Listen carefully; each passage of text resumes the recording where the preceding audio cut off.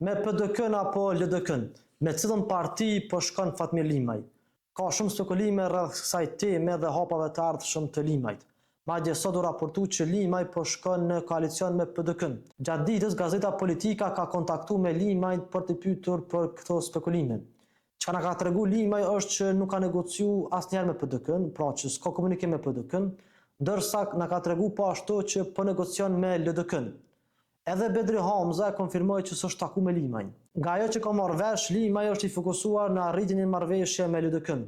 Është taku disa herë me Lumir Abdixhikun. Atmosfera mes tyre është e mirë, ka një respekt të ndërsjellët.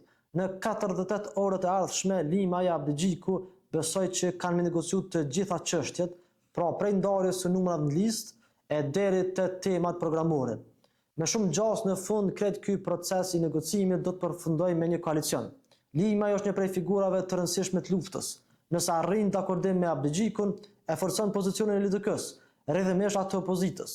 Plus është garanci që nisma do të përfaqësohet sërish në kuvend. LDK-ja është në negocim edhe me disa grupe të tjera. Nga ajo që ku marr vesh unë është që pasi Mandramoni shkoi në PDK, një koalicion interesant sipas meje, tash LDK-ja po negocion me PD-n e Ferit Aganit, AKR-n dhe listën Integriteti. Gjatë kësaj jave do të dihet gjithçka rreth koalicioneve të mundshme të LDK-s me nismën e Limajt, PD-n e Ferit Aganit, AKR-n dhe atij grupi tjetër.